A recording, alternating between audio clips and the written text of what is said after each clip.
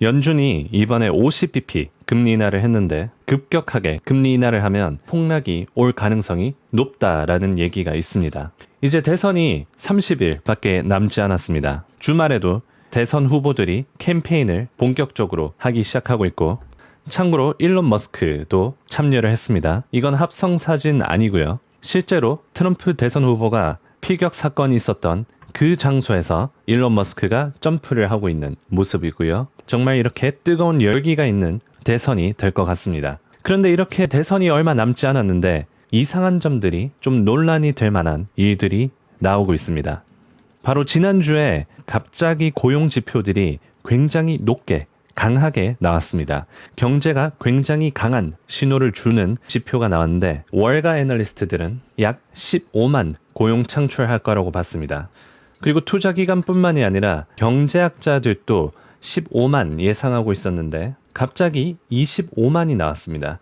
예상치를 크게 상회하는 지표가 나왔는데 이거 덕분에 증시가 크게 상승했었습니다. 저 지표가 나온 당일날 조 바이든 대통령이 금요일 날에 백악관에서 기자 브리핑을 했는데 원래 백악관 브리핑룸에 대통령이 잘 나오지는 않습니다. 그런데 이번에 깜짝 등장했는데 공화당 상원 의원인 마르코 루비오의 강력한 일자리 보고서가 가짜라는 주장을 거부했습니다. 공화당 상원 의원인 마르코 루비오가 최신 데이터가 신뢰할 수 없다라고 얘기했으며 정부에서 가짜 일자리 보고서가 나왔다라는 글을 올렸습니다. 바로 이게 그 논란의 X 포스트인데 조회수가 2.6 밀리언 260만 나왔습니다. 평균적으로 다른 포스트를 보면 거의 10,000단위 나오는 포스팅이 있었는데 굉장히 많은 관심을 받게 되었고 그만큼 논란이 있었다라는 걸 증명했습니다. 보시다시피 4만 조회수 나오는 것도 있고 20만 조회수 나오는 것도 있고 그런데 200만, 최근 포스팅보다 굉장히 많은 조회수를 받았죠. 참고로 저 지표가 나온 이후로 닉 티밀하우스도 이번에는 25bp 금리 인하를 할 것 같다라는 기사를 올렸습니다. 그래서 채권 시장도 깜짝 놀랐습니다. 심지어 다음 FOMC에서는 금리 인하가 없을 거다라고 예상하는 베팅도 나왔습니다. 그래서 단 하루 만에 50bp 금리 인하 가능성이 없어지고 금리 동결 가능성이 약 5% 가까이 올랐습니다.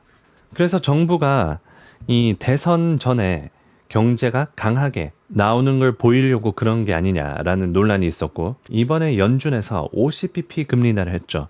사실 그때도 경제학자들이나 월가 기관에서 25bp 금리 인하를 예상하고 있었는데 예상보다 더 많이 했습니다. 그래서 경제를 계속 서포트 해주는 거를 약속했었죠. 그때도 민주당 쪽을 좀 밀어주는 게 아니냐라는 논란이 있었는데 이번 비농업 고용 지표가 10만이나 예상보다 높게 고용 지표가 나오면서 논란이 되고 있고 의심을 사고 있는 거죠. 그리고 두 번째로 이 항만 노조 파업도 단 3일 만에 임시 합의가 됐는데 JP 모건에서 내놓은 보고서를 읽어보면 이 파업의 영향이 일주일 만에 4.5 빌리언에서 7.5 빌리언 달러, 450억에서 750억 달러의 손실이 일주일마다 날 거라고 예상을 했습니다.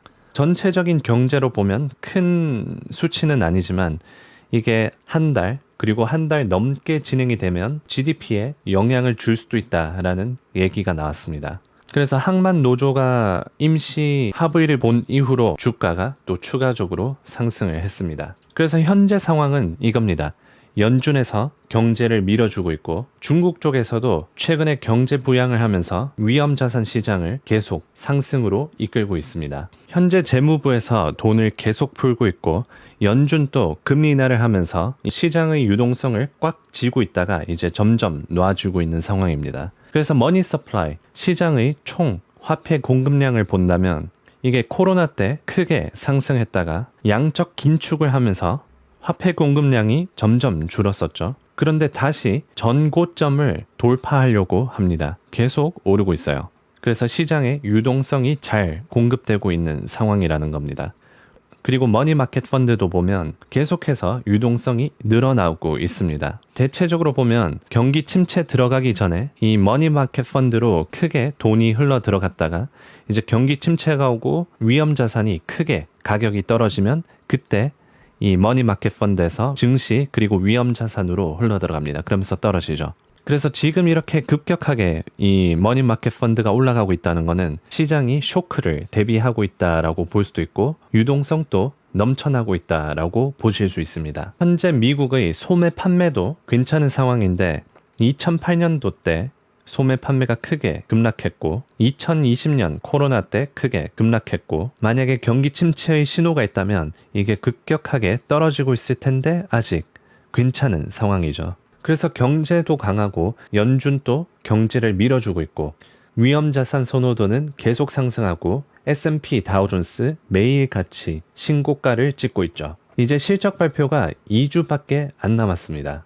은행들 실적 발표가 시작되는데 다음 주에 JP 모건, 웰스 파고, 블랙록 이런 큰 은행들이 실적 발표를 시작합니다. 경제 상황을 봤을 때 이 기업들이 이번에도 실적 발표를 잘 낼 가능성이 굉장히 높아요. 하지만 전망이 여전히 괜찮을 것인가? 그거를 봐야 됩니다. 만약에 경제 둔화를 예상해서 고용을 줄이고 있고 일자리를 자르고 있고 그런 지표들이 나오면 거시경제가 안 좋은 거기 때문에 주가에 안 좋은 영향을 미칠 수 있고 전망이 여전히 괜찮다면 계속해서 꾸준하게 상승할 수 있는 기로를 유지하게 됩니다. 다음 주에 테슬라 로보택시 10월 12일 날에 공개가 되는데 오늘 일론 머스크 트럼프 유세 캠페인에 나와서 이렇게 한번 만세를 해주고 있고요. 엔비디아의 AI 컨퍼런스도 3일간 진행됩니다. 월요일부터 수요일까지요. 그리고 목요일에 CPI 소비자 물가지수도 나오는데 계속 하방 추세입니다. 헤드라인 또 하방 추세고 2.5%대까지 떨어졌고요. 근원 인플레이션 또 계속 떨어지는 추세고 3.2%까지 떨어졌습니다. 그래서 경제는 강하고 인플레이션은 줄어들고 있고 이거는 골디락스 연착륙에 가까운 움직임이 보이고 있습니다. 거기다가 대선이 이제 30일밖에 안 남았기 때문에 정부도 경기 침체를 절대 원하지 않는 상황이죠. 하지만 경기 침체 혹은 경기가 약하다라는 그런 신호들도 많이 발생하고 있습니다. 대표적으로 장단기 금리 차이 역전의 신호인데 대체적으로 경기 침체가 오기 전에 장단기 금리 차이가 역전이 됐다가 이 경기 침체가 왔고요. 1987년에 그랬었고 2000년도 때 한번 그랬었고 2008년도 마찬가지로 역전되고 경기 침체 심지어 코로나 2020년도 때도 잠깐 역전됐다가 경기 침체 이번에 좀 특이한 점이 있다면 이 장단기 금리 차이 역전이 가장 많이 됐다는 겁니다. 이게 역전이 크게 되고 재역전이 될수록 경기 침체가 강하게 온다라는 그런 얘기도 있습니다. 이렇게 가까이서 보면 8월 28일에 장단기 금리 차이가 재역전 됐습니다. 통상적으로 장단기 금리 차이가 재역전된 후 6개월에서 18개월 내로 경기 침체가 거의 항상 왔었습니다. 그래서 8월 달에 역전됐기 때문에 약 빨리 온다면 6개월 후인 내년 2월에 경기 침체가 올 수도 있다라고 예상을 볼 수 있겠네요. 참고로 2008년도 때도 마찬가지로 9월 달에 금리 인하를 시작했습니다. 여기 보시면 2004년도부터 2007년까지 금리를 서서히 올렸다가 5.25% 올해에도 5.25%까지 갔었는데 2008년도 때랑 흡사한 상황입니다. 여튼 5.25%에서 9월 달부터 금리 인하를 시작했고 그때는 25bp 인하를 했습니다. 약 2번 하고 나니까 리먼 브라더스가 9월 15일 2008년도 때 파산을 했습니다. 이 2008년도 때의 리먼 브라더스는 미국에서 네 번째로 가장 큰 투자은행이었는데 이런 거대 금융기관이 파산을 해서 금융 시스템 전반적에 큰 불안을 일으켰습니다. 그래서 큰 쇼크가 일어났었죠. 그리고 이때 좀 이상한 점이 있었는데 작년에 실리콘밸리 은행, First Republic Bank 등등 미국에서 큰 은행들이 파산을 했었죠. 이 금리 인상을 못 견디고 파산을 했었습니다.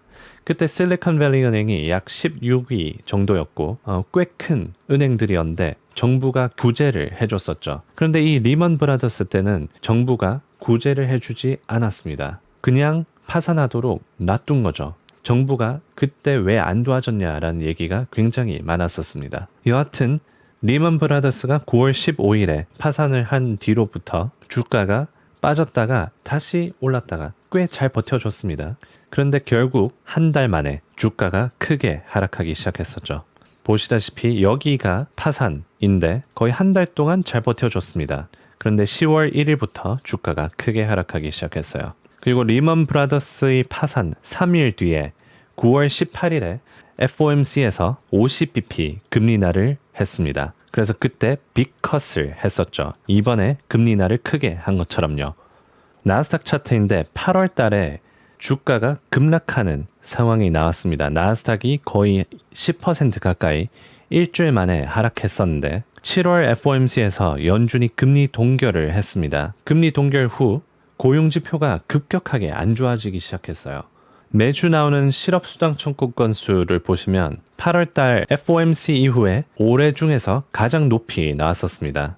그만큼 직장 해고가 많았다라고 볼 수 있는 거죠. 그 뜻은 경제가 안 좋아지고 경기 침체에 한 걸음 더 가까이 다가갔다라는 겁니다. 그리고 실업률도 4.1%에서 4.3%로 급격하게 오르기 시작했어요. 그래서 주가가 크게 하락하고 베어 마켓, 이 하락장에 돌입을 했었습니다. 니케이도 일주일 만에 거의 20%가 빠졌었죠. 그래서 글로벌 증시 전체적으로 안 좋았고 이제 글로벌 경기 침체가 들어가는 그런 모습이 보였습니다. 하지만 연준 위원들이 막 나오기 시작하면서 경제가 괜찮다라고 안심을 시켜주고 그때 이후로 경제 지표들도 경기가 괜찮은 쪽으로 나오면서 시장이 안심을 하고 안도 랠리를 이어갔습니다. 그래서 거의 떨어진 거를 다 말아 올렸어요. 그리고 S&P랑 다우존스를 보시면 지금 신고가를 연속으로 거의 한 1개월 반, 거의 2개월 가까이 찍고 있습니다. 다우존스 주가 보시면 주가가 크게 하락하고 난 뒤로부터 거의 2개월째 계속 꾸준하게 상승하고 있죠. 그래서 이번에 연준이 화들짝 깜짝 놀라서 50bp나 금리 인하를 한 겁니다. 과연 연준은 올바른 선택을 했을까요?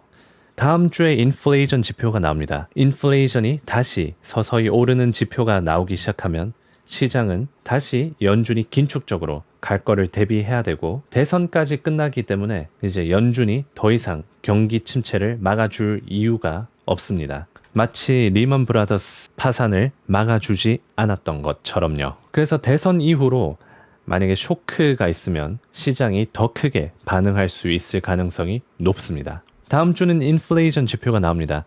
인플레이션이 높게 나온지 낮게 나온지 업데이트 해드리겠습니다. 그리고 다음 주에 테슬라 로보택시 발표, 그리고 대선이 어떻게 진행되는지 계속 업데이트 해드릴 테니까 구독해 주시고 이 영상이 도움이 되셨으면 좋아요도 한 번씩 눌러주시면 감사하겠습니다. 그럼 다음 영상에서 뵙겠습니다.